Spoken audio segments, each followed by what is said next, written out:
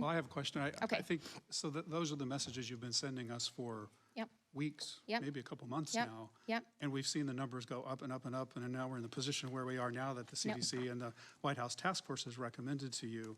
Some of those recommendations also include a mask mandate, which Yep. I know you oppose and you have Yep. said frequently that you refuse to do.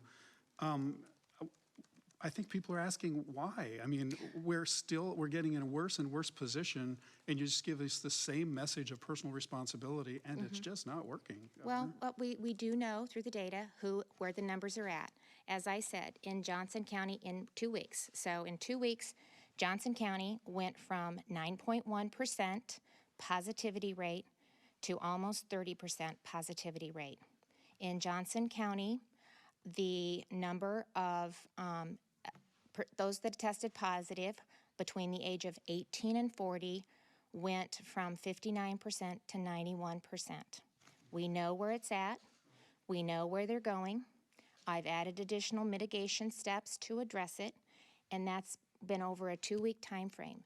And just like we saw early on when we saw some outbreaks in some of our processing plants, we went into the hotspot, we tested, we identified, we put in additional PPE, we separated those that were testing positive with those that were testing negative.